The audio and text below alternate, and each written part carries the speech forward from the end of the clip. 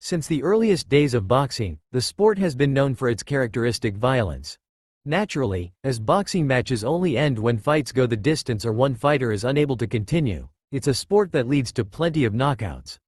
But who has the most knockouts in boxing? These are the fighters who, throughout the sport's history, have gone down as the boxers with the most knockouts on their records. 1. Billy Bird, 139 knockouts. With Billy Bird and his yet-to-be-surpassed record of 139 knockouts, our list of the boxers with the most knockouts in boxing history comes to an end. He also holds the record for the most recorded professional fights in boxing history. With a staggering 356 bouts, his dedication and perseverance are truly remarkable. There are even rumors of even more fights that weren't officially documented. Born on January 1, 1899, in Chelsea, London, Bird fought in the welterweight division. He won 260 of his 356 professional fights, which took place from 1920 to 1948, which made him also known for how active he was. He fought the vast majority of his fights in his country, England, to the point that he only fought outside of it twice, once in Belgium and once in Italy. Little else is known about Bird, except that when he was not boxing, he also worked as a taxi driver. That's one cab you wouldn't want to pull a runner on. Billy Bird's achievements are considered near impossible to replicate in today's boxing landscape. Experts believe this record for most knockouts will never be repeated, due to the evolution of training and fighting styles. 2. Archie Moore, 132 knockouts. Archie Moore, known in the ring as the Mongoose, has landed the second most knockouts of all time in the sport. Born Archibald Lee Wright on December 13, 1913, in Benoit, Mississippi, Moore had a tough childhood. His father left when he was just a kid. Because she was incapable of taking care of both him and his sister, Moore's mother had to leave both of them to his uncle and aunt. After his uncle, who was one of the most important figures in his life, passed away in 1928, things took a turn for Moore. He surrounded himself with the wrong people and ended up being sentenced to a 3-year term at a reform school in Boonville, Missouri, which he was released from early after 22 months due to his great behavior.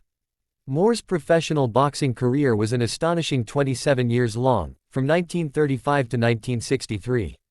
Over this period, he amassed an impressive record of 186 wins, 132 of which were by knockout, 23 losses, and 10 draws. What made Moore so special was his adaptability and his ability to compete across so many different weight classes.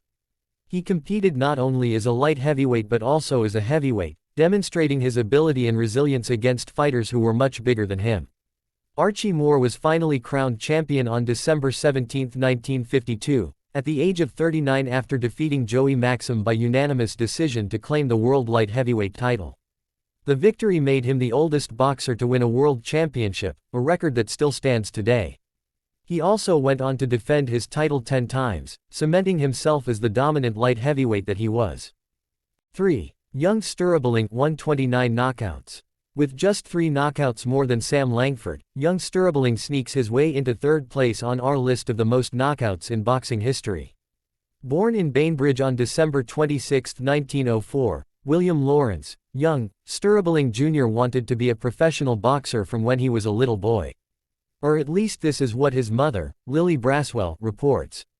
To help Sturbelling in his goal, the young boy used to fight his brother in oversized gloves, their father refereeing the bouts. As Sturbelling developed, he had his first professional fight when he was 16 years old. The next 9 years would see Sturbelling progress through a total of 7 weight divisions, finally landing on the heavyweight division by 1929. Sturbelling never fulfilled his potential as a fighter, even though he accrued a professional record of 256 wins with 129 knockouts. Analysts at the time believed his father was booking too many fights for Sturbelling, wearing the fighter out and not allowing him to fight at his best. Sturbelling competed in 285 professional fights over 12 years, with many of them taking place outside of the United States. However, when he eventually got a new manager, this too failed to improve his performance. Sadly, the boxer's career ended when he was only 28 years old. Sturbelling was heading to visit his family at a nearby hospital on his motorbike, when the fighter was struck by a car in October 1993. Sturbelling's funeral in Macon further served as evidence of how loved he was. 25,000 people walked past his coffin in the town's auditorium so they could pay their condolences, while another 10,000 attended the service. 4. Sam Langford, 126 knockouts. Samuel Edgar Langford was born in 1885 in Weymouth Falls, Nova Scotia, Canada. The man has gone down in history as having the fourth most knockouts in boxing, with a record of 314 fights, 178 wins, 126 by knockout, and 30 losses. Making his professional debut as a lightweight in 1902, Langford defied expectations with his imposing presence despite his height of 5 feet, 7 inches. Langford, also known as the Boston Terror, resembled a heavyweight with his broad shoulders, 17-inch neck, and thick arms. This physicality enabled him to compete in the welterweight, middleweight, and even heavyweight divisions, where he frequently faced opponents who weighed 20 pounds or more than him. Langford's boxing career showcased his resilience and versatility, earning him a reputation as a boxer who took on giants across weight divisions. Despite his remarkable accomplishments, he never secured a world title, a fact that added to his mystique. Renowned champion Jack Dempsey went on record stating, "I think Sam Langford was the best boxer we've ever had." The boxer's career spanned 24 years and was defined by technical skill, punching power, intelligence, and courage.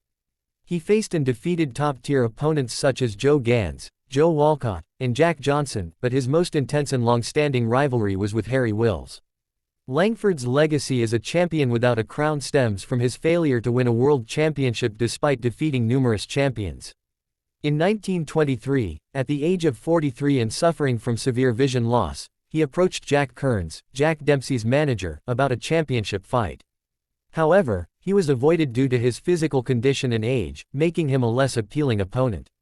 The indomitable will of Langford was further demonstrated when he chose to fight despite being virtually blind since his fight with Fred Fulton in 1917. Despite this vision loss, his pursuit of a championship fight in 1923 showcased determination to compete at the highest level. His final fight in 1926, at the age of 43 and completely blind, marked the touching end of an extraordinary career in which he faced any challenge that came his way. 5. Buck Smith, 120 knockouts. Born on July 22, 1965, in Oklahoma, Buck Smith has gathered 120 different victims of his knockout power. Fighting at welterweight, Buck Smith turned professional in 1987 at the age of 22, despite having no prior experience in the sport. He lost his first pro fight, a volunteer no-show in Oklahoma City, where he faced a fighter named Ali Smith and earned $50. Despite his loss, the fight fueled his desire to become a fighter, and he went on a winning streak afterward, fighting every week against ordinary opponents in small Midwestern venues. He used his heavy schedule to get paid for beating lesser opponents rather than sparring against better ones for little money. Smith competed in 224 professional matches, winning 179, 120 by knockout, losing 19, and drawing 2. However, he could have boxed under different names, opening the door to other possible fights in which he may have participated.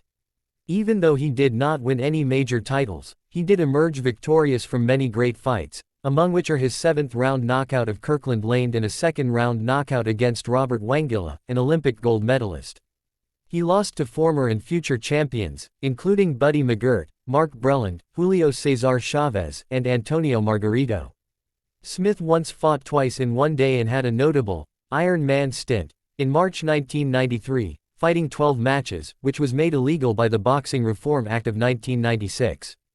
Smith fought his final fight on June 30, 2007, losing by knockout in the 2nd round, bringing his record to 179 wins, 20 losses, 2 draws, and 25 no contests in 226 fights.